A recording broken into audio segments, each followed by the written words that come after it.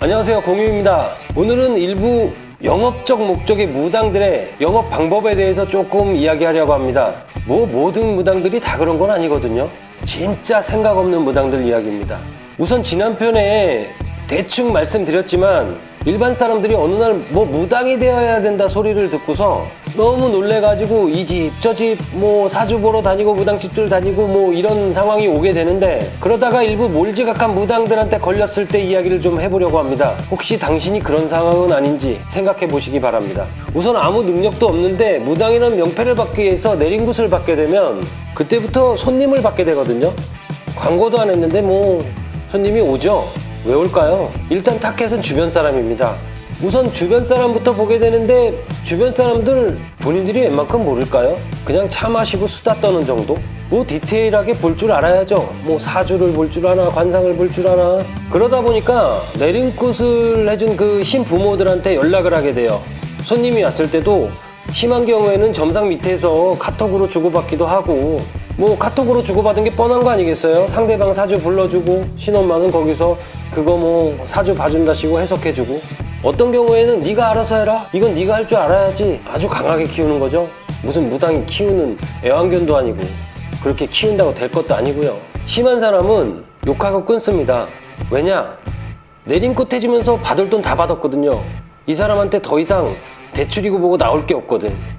내린꽃 비용이야 지역마다 천차만별이고 부르는 게 값이고 걸리는 게 값이겠지만, 최하 한 1,500부터 시작을 해서 3,000, 6,000, 5,000 아주 부르는 게 값이에요. 그거 뽑아냈으니 더 이상 먹을 게 없으면 이용가치 떨어졌다고 생각하는 사람들이 많아요. 그렇게 양심적이지 않거든요. 아니면 지가 떨어져 나가길 바라고 괴롭히겠죠. 괴롭힐 방법은 많거든요. 참 인간적으로 사람도 아니죠, 그거. 여기서 포인트가 있습니다. 상담을 하다가 어찌어찌 해서 그 손님을 좀 돌려보내고 그 신부모한테 다시 연락을 하면 그때 말을 좀 돌려가면서 가르쳐주죠. 앞으로 무조건 할 말이 없으면 너 무당 돼야 된다고 말하라고. 그리고 자기 전화번호 알려주고 끌어당기라고. 참 그걸 말이라고 하는 건지. 그러고 나서 전화 끊으면 당사자도 멘붕이 옵니다. 그때도 나도 이런 거에 당했구나, 이제 어떻게 하지?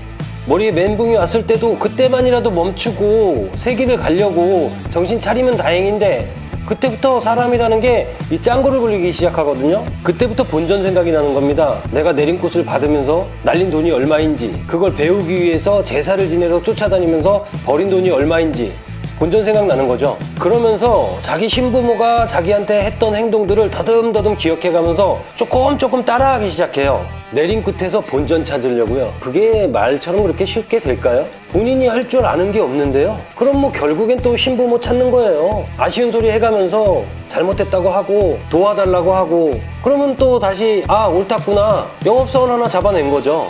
어쨌든 그러다가 굿이라도 한번 잡든가, 내린꽃 진짜 운 좋으면 내린꽃 하는 귀 얇은 사람들, 조금 모자른 사람들 잡아다가 내린꽃 한번 딱 잡게 되면 그 비용의 한 일부분, 1,000만원짜리 비용 구슬했을 때 거기서 한 100만원 가져가도 아마 많이 가져갔다고 볼 겁니다. 어찌됐거나 거기서 돈 맛을 조금 보거든요.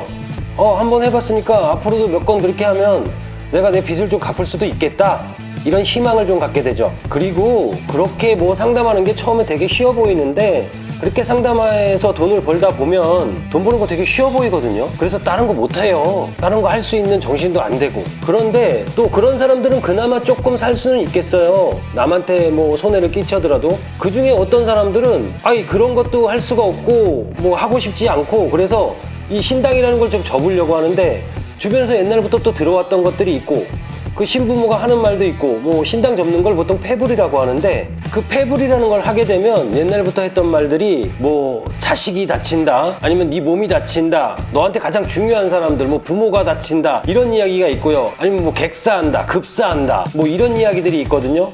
더군다나 신부모들도 그런 이야기들을 중간중간 넣어주고요. 그럼 사람이 위축되고 겁이 나요. 보통 대부분 여자들이 그래요. 차라리 남자 법사님들은 그런 것들이 없어요. 자기 소신을 갖고 아 이게 이런 거다 하면서 똑바로 얘기를 해주거든요. 자기가 고생한 게 있어서. 또 이 패블이라는 게 내림꽃 타는 것보다 훨씬 가격대가 또 틀려요. 그런 사람들 대부분이 나가서 어려운 생활을 하고 뭐 3D 업종 그런 데서 일을 하던 사람인데 대출 내서 몇 천만 원씩 내갖고 그걸 했는데 대출금만 어마어마하죠. 그런데 거기다 또 패블을 해서 몇 천만 원? 그래서 이러지도 저러지도 못하고 오는 사람마다 신받아야 된다고 계속 되풀이 반복해서 끝까지 집요하게 그러고요. 심한 경우엔 밖에 나가서 뭐 도를 하십니까? 이렇게 다니는 사람들, 뭐 그런 사람들 못지않게 영업을 다니는 사람들도 있어요. 아는 사람들 쫓아다녀가면서 아 여기서 뭐가 내려왔다, 지가 뭐가 보이는 것처럼 억지로 해도 살아야 되니까 그러다 보면 거기서 자꾸 새끼를 까게 되거든요. 또 귀얇은 사람 만나서 새끼를 까서 그 사람도 또 똑같은 상황이 되고 이게 계속 반복되는 거예요. 다단계 같은 방식으로. 피라미드 아시죠? 우리나라에 깃발 꽂은 그 무당집들이 이렇게 많은 이유가 바로 거기 있습니다. 일단 우리나라의 모든 무당들이 그러는 건 아니니까 오해하지는 마시고 혹시라도 본인이 지금 그런 상황에 빠져 있진 않은가, 내가 벌써 내린 곳을 받고 신부모 사이에서 왔다 갔다 갈팡질팡하고 있진 않은가, 이런 분들도 상담 굉장히 많이 해드렸는데 너무 많습니다. 하루라도 빨리 벗어나시는 게 상책이에요. 그런 거 저런 거 분간해서 상담받고 다니시라고 조금만 더 생각해 보시고 상담 받으시라고 말씀드려 봤습니다. 지금 정법이 좀 살아나야 되는 시대입니다.